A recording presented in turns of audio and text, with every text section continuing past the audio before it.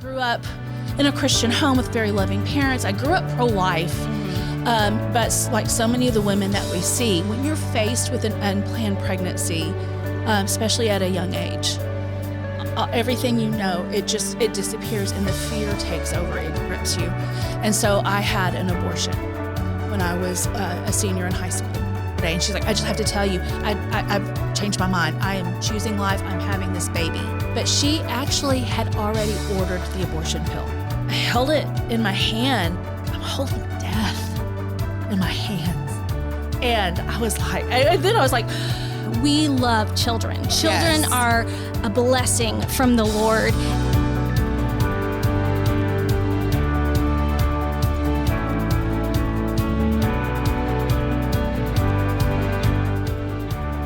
Hello, everyone, and welcome to another episode of Winning Conversations. Tanya and I have the joy to sit across from these women. We have Megan Swaringen. Yes. Good job. I know. I was like, get it right. And then Summer Garcia, yes? Yes. And you guys are from Next Step.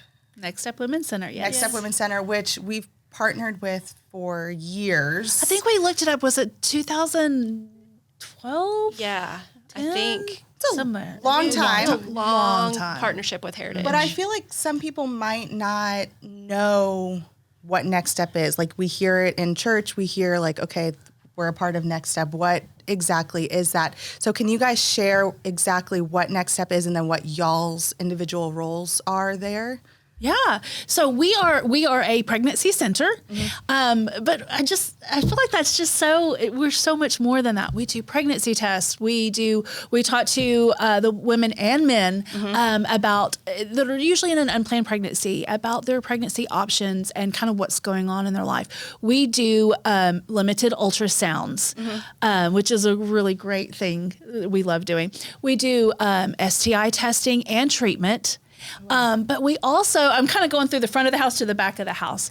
We also do peer-to-peer counseling, but we do parenting education as well. We do prenatal while they're pregnant, and then we do parenting classes all the way up until kiddos are 3 years old. And this is all at no cost, right? No cost whatsoever to our clients, yeah. We have a boutique full of items that they can purchase with baby bucks, not real money. It kind of looks like Monopoly money for their babies. We give out diapers, material assistance, just anything that we can do to empower our families to choose life and feel confident in that. That's incredible. Like, how would you not use this resource? Right.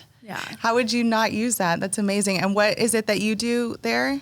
I'm the advancement director. So a lot of what I do is connect with our churches like Heritage who support us, build our fundraising events, and figure out how we can be as involved as possible in our community. One of the things that has been my heart has also been our soul care. So I don't get to do that hands-on quite as much as I used to, but we also provide discipleship classes with the intent to connect them with a local church. And so whenever you partner with a church, what does that look like and how do you get support from churches? Like what can we do or what, can churches do to help? Yes, every church looks different. Heritage connects with us by giving financially. They also support our fundraisers. So at our gala, there's going to be a Heritage of Faith table where people come, hear what's happening, and give there. Also, baby showers where they collect baby items and donate them so that there's new items for these moms to go choose from. We do baby bottle boomerang campaigns where we have these little baby bottles that have they're little change slots. And the kids love them because they'll go dig all in the couches and in their parents' car and everywhere and fill those things and bring them back, and they help us. And then also individuals can volunteer. If your heart is discipleship and you want to see people hear the gospel, receive Christ, and then really take the next step in following him truly, come teach a discipleship class. And one of the things I love about that is a lot of times those clients get connected to that person who teaches, and they're going to want to go to that person's church. They're going to want to keep growing with them after that. That is so awesome. Amazing. This kind of work is really special. Yeah. Like you just meet women right where they're at, right where they need, especially in a time in their life where things might not feel very steady, Right. and stuff. And that's really neat. I want to know how y'all got plugged into doing this. Why do you have such a passion for these women? So for me personally, okay, it's kind of like Star Wars. I'm going to kind of start in the middle. Okay. And then we can we'll follow. And then go to the anyways. So I'll try to tell this as brief as possible. You're good. So You take your time. when I was pregnant with my second child, I really wanted to be a stay-at-home mom. And so and I know God laughs at me. I was like, okay, I made a deal with God. I'm like, okay, God, got a deal for you. It's like, you allow me to be a stay-at-home mom, and I will find some kind of ministry to do for you.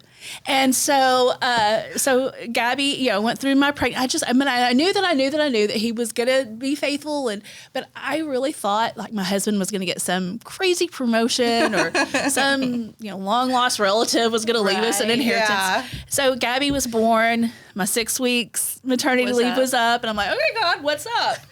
And so went back to work. And then when Gabby was 3 months old, she was my second child, I found out I was pregnant again. Yes. Y'all, I'm telling you, Surprise! God has a sense of humor. That is so I couldn't afford childcare. I didn't make enough money. So that was God's answer. Yeah. And so What's one more? Right. So that's exactly what my husband said. my God. Seriously, that's what he said. I don't want my husband to listen to this, please. But so when David was my youngest, when he was 6 months old, to be honest, I don't know how I found back then. We were the Burleson Pregnancy Aid Center, but I found the Burleson Pregnancy Aid Center, and I was going to save the babies. I was going to save the babies. And All motivated. But I didn't realize that God was going to save me. Oh, nice. And so now we're going to go back to the beginning. So in 1991, I grew up in a Christian home with very loving parents. I grew up pro-life, but like so many of the women that we see, when you're faced with an unplanned pregnancy, especially at a young age, everything it disappears and the fear takes over. It grips you. And so I had an abortion when I was a senior in high school. And my boyfriend and I, we got married. He is my husband. Today is our 32nd anniversary. Oh my gosh, amazing. Thank you. But we never talked about it. We never talked about our abortion. And when we got married, we got pregnant. I had a miscarriage. I didn't blame God, but I blamed myself. And I couldn't talk to him. He couldn't talk to me. And anyways, I went on to have my firstborn, and I started having crippling anxiety. And I didn't attribute it to my abortion. Like, I was afraid for my husband to go to 7-Eleven to buy a soda. I was worried that he was going to get in a car accident and the thoughts that ran through my mind were very irrational. And you didn't blame? I didn't attribute it. I didn't connect it. At first I thought it was postpartum, and then later on I just thought it was just me. So I spent years with crippling anxiety. And once I started working at the pregnancy center, Jane, who was the director at the time, was like, Summer, we're going to start a post-abortion recovery called Forgiven and Set Free, and I want you to be a part of that since you've had an abortion. I'm like, I don't need it. I'm fine. I'm saving the babies. And she was like, well, just go through it. Let's just see what you think. And so I was like, fine, I'll go so I can help the other women. Yeah, I didn't need it. You're fine, right? And it was the very first class that I realized how broken I was. And so working through that Forgiven and Set Free, I was able to reconcile some of the things. And at the very end, God sent me Psalm 51, the beautiful, beautiful chapter about restoration with David and God. And that was very healing to me. And but I needed we needed that chain to be broken between my husband and I. So for the first time, and at that point it had been 10 years since our abortion, we were able to talk and reconcile with each other. And the chains were broken. The anxiety, I still have it every once in a while, but I know what to do with it. I know where I can go. That's good. And it wasn't long after that I feel like that's when our marriage began. But it wasn't long after that he became saved, and he got baptized in the presence of our 3 children. And so that's why I say, it's next step. Burleson Pregnancy Aid Center, now next step, has been a saving place for me, or God has used me, but also used Next Step to heal me. That's incredible. What an incredible testimony of restoration. Do you see a lot of women who that one decision carries them so much? That's amazing that you came through that. What a strong testimony of the power of God to help you in that moment. What would you say to somebody who's in that situation? So many women and in your church, in all churches, are sitting in their church feeling all of that shame, all of that guilt, maybe from a year ago, maybe from decades before. Don't sit in that. Don't sit in that shame. God does not, he never intended that for you. He did not intend for you to carry that burden and that shame.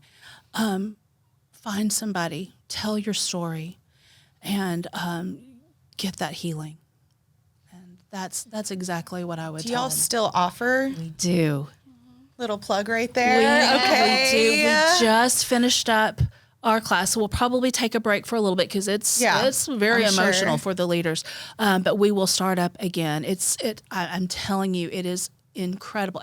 I've led the class many times, and every time I still receive just a little tiny more bit of healing just from leading it. So I 1,000% say, if there is a woman that has walked through a past abortion, please reach out. Come talk to me. Come talk to me. Right. That's an amazing resource. Well, I want to say on that resource too, like if this is something right now while you're listening to this that you need, call the center. Maybe they'll put Summer's email in the show notes. Let us know, and we do try to start those when there's a need. Yes. So if there's a good number of people who like. And a good number is 2, we don't we don't have to do it for a huge group. If there's people, we'll do it. We'll do it. We'll do it. Yeah. It's amazing. Yeah. How did you get started? So that's a hard story to follow. That is a very impactful story. However, every story, yes, the Lord's hand is in all of that. And so I grew up in Burleson. I grew up going to church every Sunday. I was there every morning, every Sunday night, every Wednesday. We did, the missions angles. I grew up filling a baby bottle with change for Burleson Pregnancy Aid Center. I feel like I've done that too. I was probably I remember this kind of. You probably have. And seeing the strollers at Walk for Life and all of those things. I received a call to ministry early, and for the denomination that I grew up in, that meant children's ministry.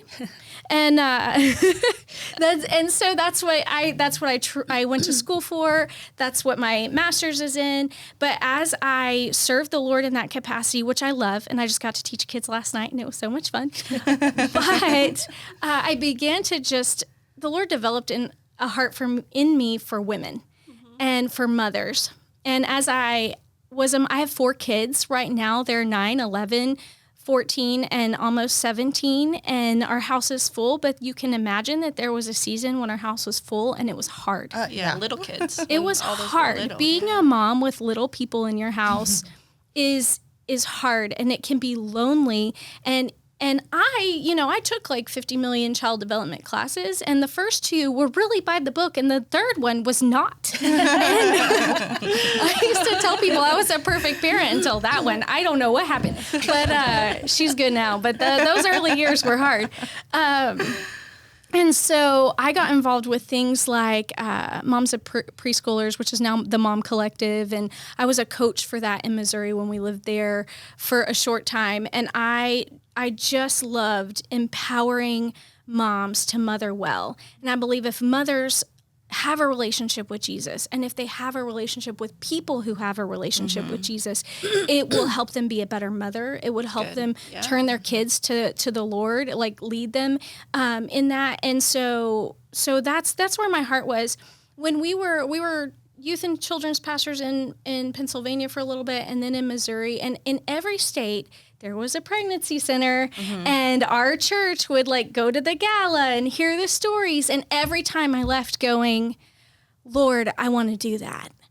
And I'd even like go research what it takes to be a volunteer and everything like that. But I had littles at home and a husband in ministry, and it just wasn't, it was like every time I'd go, I'm gonna see, and then not right now, not right now, until my youngest went to preschool.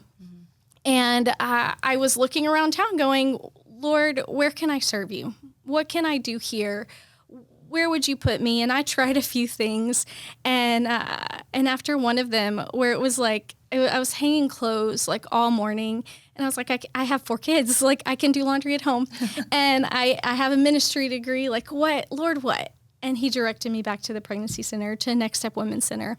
And when I began as a soul care advocate. So I would come in from 9 to 1, and I would be available to pray with clients. So clients would come in, the care coordinator would take care of their details. They'd talk to a nurse who handles the medical, and then they'd ask them if they'd like prayer.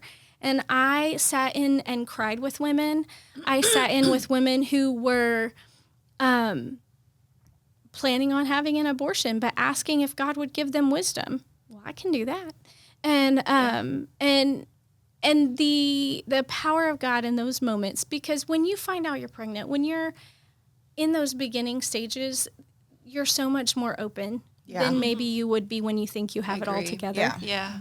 And so it's been so powerful and so encouraging. And from there, I came on as a part-time client advocate, and I would like maneuver the schedule so that all the other client advocates would have to do the client advocate part so that I could pray with them. I was like, so you're going to take that one and that one. Okay. When they need prayer, I'm here. Because that was what I was passionate about. How can we lead them to Jesus? That's awesome. Yeah. And from there, I moved into this role. I love the capital C church. I love that I get to know all the churches in Burleson and even Crowley and Joshua. And God is doing so many things in every church, and you don't see it because a lot of times you're in your thing. And what God's doing in your life. But it has been just exciting to see what God is doing across the board, and to see how many people are so passionate about sharing the gospel and helping moms and making sure they have a car seat and all of those things. Yeah, that's awesome. I like being a mom. I like being a mom, good. too. It's a good blessing. gig. And I love your story, too, because it shows a life dedicated to what you want to see God do, that there's nothing less powerful than somebody whose heart is submitted to the Lord. So thank you for sharing that. But yeah, I mean, I think you connected with the Women's Center, didn't you? Yeah. So my first daughter, she's 12 now. So I guess it was 13 years ago. I was 18. I like a month out of high school, and I found out I was pregnant. And I was one of those girls. I didn't consider abortion, but I was just so fearful. And like you said, like whenever you first find out and you're so young, you're scared. Like it doesn't matter how many people you have like around you, you are scared. You don't know, like, am I going to be a good mom? Like, I don't even really know how to change a diaper. Like I was so fearful of the future. And so my mom, Pastor Annette, took me to the Next Step to get my first ultrasound was there. And so now she's 12 years old, and it all worked out. I mean, she's pretty cool. So I did an okay job, I think. But I just think the resource is so amazing because I don't remember. I mean, that was a long time ago. I don't remember a whole lot, but I do remember the woman who was with me was so kind, and I needed that, like, because I felt shame and I felt guilt, and I was like, people are looking at me, I'm this teenager that's going to have a baby bump. Everyone's judging me. Like, people in the church are going to judge me. I needed someone who wasn't my mom, who wasn't, a family member to tell me, you're going to be okay. It's all going to be okay. Like, I needed someone. Because when you hear it from your mom, you're like, oh, well, you're just telling me that because you're my mom. But you know what I mean? Like, I needed somebody to care about me that that had no connection to me, to tell me, like, God still loves you. Yeah. You're going to be okay. Everything is okay. Don't have that shame or guilt or any of that. And so, I needed that too. And that's just, it's such an awesome resource to have women who are there for you, who actually care. Like, you're not just...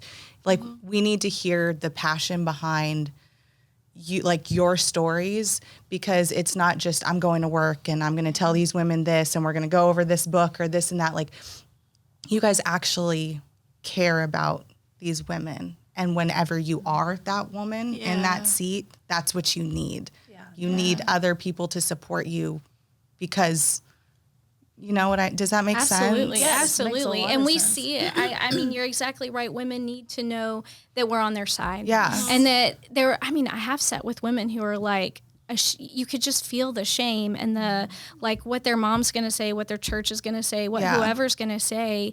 But none of those things are what God says about you right now. No. Like, a baby is a blessing. Yes. You know, Amy Ford, Embrace Grace, she says sometimes when God wants to get the attention of a young woman, he'll use a baby. Listen. Yes. Okay. Let me just tell you. Yeah. All right. He got my attention with that one. Okay. Yes. But it's so true. And you're so, like, you can't see past your current situation. Like, all you have is like these thoughts and this, it's so heavy. Like, you feel so heavy, especially when you're an unmarried woman pregnant. You know what I mean? Like, you feel so heavy, and you need a place that, you know, the church is great.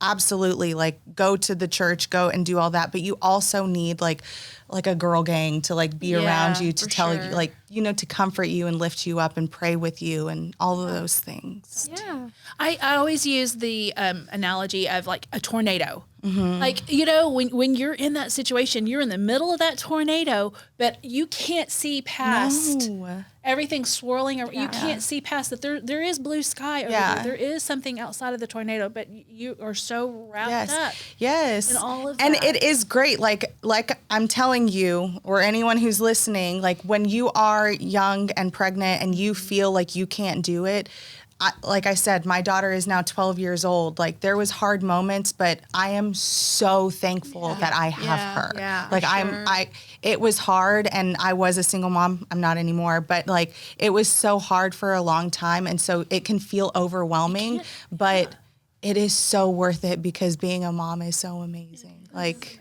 it's the best thing in the world. It's a pretty good gig. Yeah. Yeah. It's great. So you just need to like be encouraged to see past that and know that like, that's good. Yeah. And that you have people, like I always say, we existed in 1991 when I was pregnant. I didn't know we existed. That's why it's so important for Megan and I to make sure that everybody knows that we are there.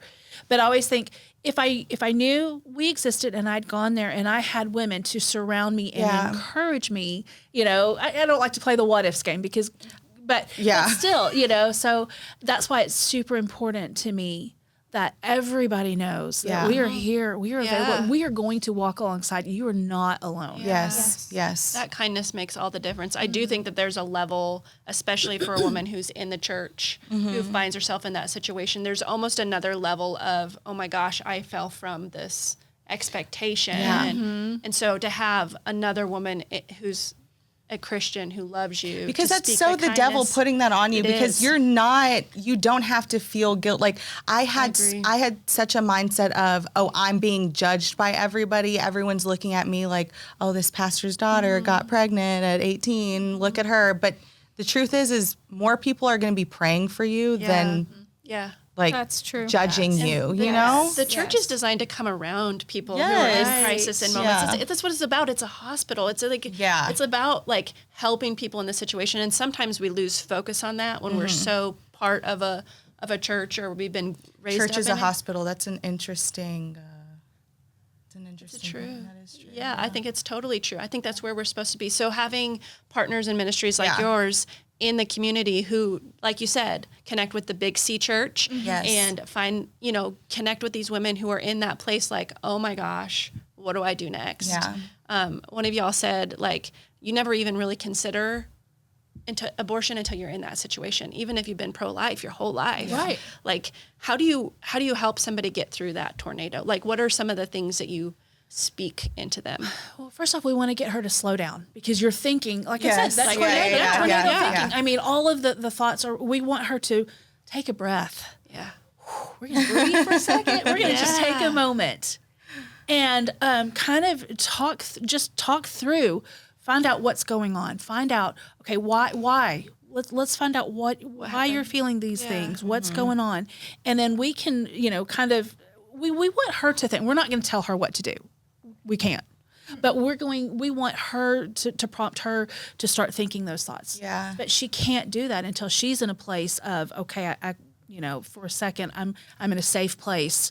I'm in a place that's not, no judgment, and I'm with, trusting people. And so we want to get her to start thinking through those things. Yeah. Yes. One of the things that I always say in the room, there was one woman who came in and she was just finding out she was pregnant, and she was 26 weeks along. And you can imagine she's like freaking out. She's like, I'm so behind. There's so much to do. And so whether it's that, she was planning to carry, we were doing this thing, but whether it's her or someone who maybe is considering abortion or, is in an abusive relationship or like all of these things, one of the things that we slow them down, we really talk it through, but I always say, okay, what's the next right thing? So and then I'll say, you did the first right thing. You're here. Yeah. I'm so glad you're here because we can help you figure out what the next right thing is. Yes. And if you just take it, we can't handle the whole thing all at once, but we can handle right now and we can handle the next right thing. And when that's handled, then we'll do the next one. And we just rein it in because, tomorrow has enough worries of its own. Like next step, it's almost like, I was like, wait a second, thinking about this. It's almost like it's in the name. It is. It's in the name. That is awesome. Yeah. That's good. That's really good. Because sometimes it's just one step at a time. Just stop trying to do everything at once. One step at a time. Well, and that's why we're given babies who don't have attitude yet. Girl, we work our way up. That's a great perspective. Yes. You're like, aren't you the cutest thing I've seen forever? They're precious. And then they're teenagers and you're like, who are you? Okay, but my 1-year-old has attitude, so I don't know about that. That is true. Yeah, that is She's got true. a little sass in her, doesn't I she? know. I don't know where she gets it. I don't either. When you think about some of these impactful stories, what are some that come to the top of the surface? Okay, so this was, in recent weeks. So we had a young woman that came in and she had other children and just feeling the pressures of, I can't have another baby. And so she was going to have an abortion. I mean, she was determined. Really? Determined. That's what we call the, abortion minded, abortion determined. Mm-hmm. And she came back the very, we talked to her, loved on her, all of that. And she came back the very next day. And she's like, I want to speak to the person I spoke to yesterday. And she's like, I just have to tell you, I've changed my mind. I am choosing life. I'm having this baby. And did a sonogram, and she saw that baby move in, and all of the so fun. And so she was getting excited, but she actually had already ordered the abortion pill. And even though abortion is illegal in Texas, it's accessible. It's so easy. It is really. And so she was like, I have the abortion pill at home. I have a young child. I don't want her to get into it, but I don't want to throw it. What do I do? And so our nurse manager was like, bring it to us. We can dispose of it properly. Mm-hmm. So she brought it in, and I told her, my nurse manager was like, I just got to see it. I just got to see what it looks like. And I held it in my hand, and I get chills. Every time I think about this, I get chills. I held it in my hand, and I was like, I'm holding death in my hands. And I was like, I went to the kitchen. I'm like scrubbing my hands. I couldn't quit washing my hands. And I have some anointing oil. I put some anointing oil. I'm like, praying over my hands. But she had it. She had, she literally had that choice. It would have been, she could have just very easily taken that abortion pill. Mm-hmm. She chose life. Yeah. And she chose life for her child, for her family. And so it was just, that was impactful to me to be like, how easy. I mean, it just looks like regular, there's nothing special. It's medication. Yeah. And it's just right there. And she got it so easily within a couple of days. That is so crazy. Yeah. Mm-hmm. Wow. Yeah. Wow. Another girl that I got to pray with, I was her soul care, so I went to pray for her. And the care coordinator comes out of the room and she's like, I don't know what to do. Like she wants an abortion. I've said everything I know to say. I've come at it from every angle, and I've been as encouraging as I could be. I've told her she could do it. I've offered her resources, and I don't think she's budged, and I don't know, but she wants prayer, which that doesn't always happen. So I went in and I'm like, okay, all right, how can, I started conversation, how can I pray for you? And she said, pray for me that I can go through with it. And I said, go through with what? And she said, when I came in here, I thought there was no way that I could have this baby.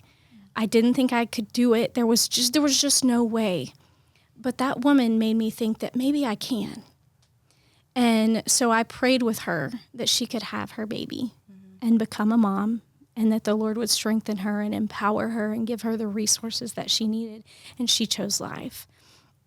Another young woman who came in recently, she came in and shared, her boyfriend came in too, and he was awful to her, like called her names in front of us. In front of us. Like, I can't even imagine. Yes. So sad. And she sat down with her client advocate who'd been through that too. And her client advocate said, or care coordinator, I'm sorry, my language is not the new language, but her care coordinator was like, you're worth so much more than this. Yeah. You don't have to sit in this relationship. Even, like, I know you're pregnant. I know, like, all of those things. You don't have to be with him. Yeah. Regardless of what you choose at the end, as far as your pregnancy, you don't have to be with him because you're worth more. And she called back the next day, and she had broken up with him, and she had chosen life. Yeah. And they just, these women just need someone to be like, girl, God's got good things for you. I think she joined the prenatal classes too. Yeah. So she's going to go through and get our education classes and get some more love and support and community. I feel like don't take that for granted. Like, just a small thing, saying something as simple as you're worth more, or God loves you, or just praying with somebody, it could do more than what we think it could. Yeah. Because whenever you're faced with something like you were saying, it was so excessive, it's literally life or death. You're faced with this, holding it, it could be okay, that's so heavy. What can I do? Right? They're already there. What can I say? What can I do? But something as simple as those words could mean more to someone than you think. And that's for everyone too. Yeah. You don't have to just work at a pregnancy center to be able to influence somebody or to pray for them, or you know what I mean? We can all do that. And then also hey, I know this resource. You know what I mean? But I don't want to take that for granted, being able to give someone just a little word of encouragement, because it could it could literally be life or death. It can be. It can be. Yeah. Encourage a mom, because a lot of our moms are not I know when you look at Next Step and you think, oh, it's probably the 15 to 21-year-old and it's her first baby and she just surprised. No, a lot of women who are considering abortion already have kids. Yeah. Yes. Which I didn't know that. Yeah. I know personal stories. I'm a nurse in a hospital, and I know people that have 2 or 3, they don't want one more.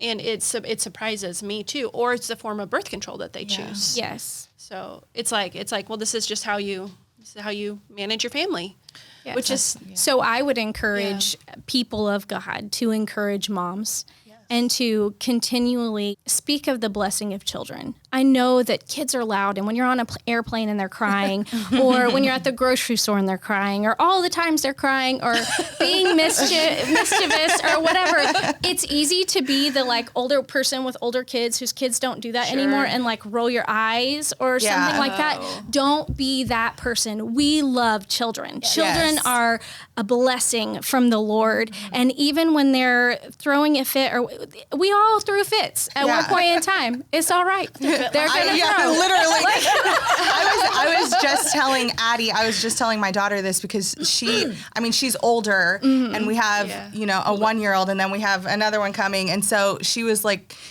how do you because she can see me kind of get frustrated with Lily sometimes. And so we were just having this conversation. I was like, I wouldn't I would not trade being stressed and having to deal with like a toddler who's throwing a fit and then a preteen who's, got attitude. I would not trade that for anything in the world. Like I would rather be stressed out with my kids than calm and not have them. Like, you know what I mean? Or like quiet and not have them. They are such a joy. I mean, right now in this season, my girls are wild and they're fun and they're at the age where only sometimes do they give me attitude. But I'm not good. Look. The attitude is a lot to deal with, but you know what? I'm just glad that like they're here and we're going to take it one step at a time. Absolutely. Yes, and there's so many joyful moments. Yes, absolutely. Yeah. And then you get to this really great part of your life where you have grandchildren. I have 5 grandchildren. And I don't want to think about that. Seriously? We're not ready. We're not ready. Talk about a blessing on top of blessing from the Lord. Because you can send them home. You can send them home. But each one of them, like the Lord has a purpose for each one of them. Like there's destiny written in their hearts, and what a blessing that He would allow us to steward it as parents, but also as people who get to be around parents. Yeah. I think it's really good. The one common thread I hear through all of this is that goodness of God, the kindness of God, the gentleness of God. You guys bring that to the forefront in these moments with these women who need it more than ever, probably than they've ever experienced in their entire life. So that's a really beautiful thing that you guys get to partner with these women and see them become mothers or grow in their motherhood. I think that's fantastic. One of the things that we talk a lot about here at Heritage is making winners in life. That's kind of what our values are based on, what everything we do. It's why we partner with Next Step Pregnancy, because we want to see people make winners. But we always ask this question, what does that mean in your specific realms? Like, what does it mean to make a winner in life? So for me, I go back to our mission statement, which is to empower families and affirm life by providing care, love, and support through Jesus Christ. I know that's so simple, but I love, we all have our days, but I walk out of my house every morning going, I get to do this. Give me some popcorn. I get to sit on the front row and see what God is doing at Next Step by empowering families and by affirming life.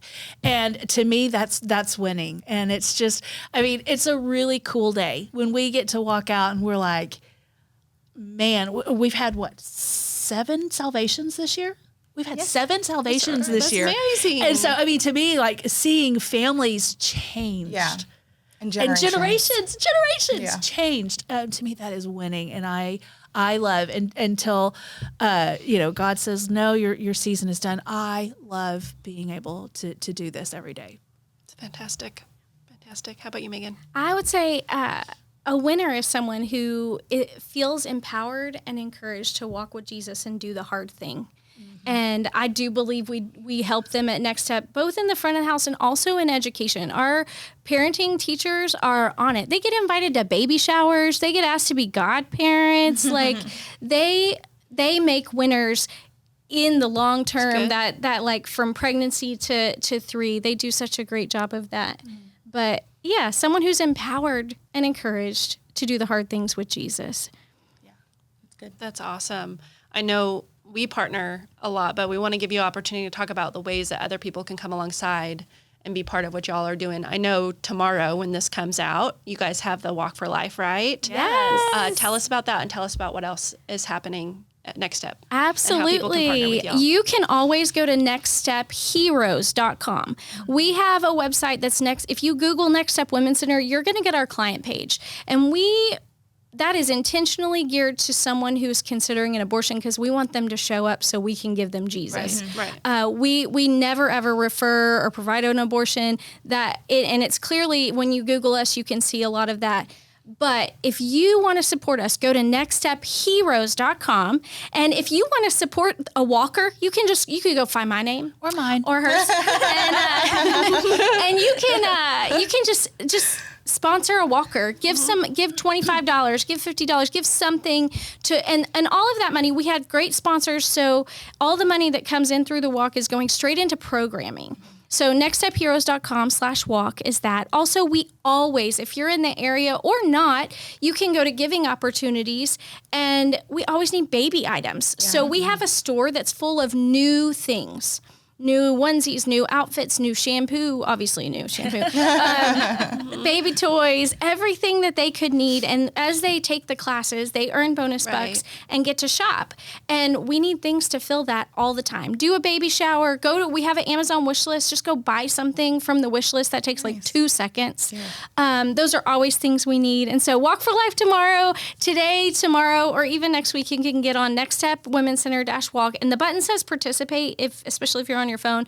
Click that. Go pick a walker. There will be a place. Garcia. Click the words give. Right now she's beating me. So oh boy. We'll see what it will be by the end of tomorrow. And I think we have a team too, don't we? Yes, there is a Heritage of Faith team. Also, Jenny, I forget how her name's Michai. Yeah, hers is on our Next Step Women's Center team too. So there's some you could find a Heritage person, or you can choose Megan or Summer. Yes. But the options are yours. Yes, they are. It all goes to the same place. Yeah. And so we're grateful for every person who chooses to partner with us. Yeah.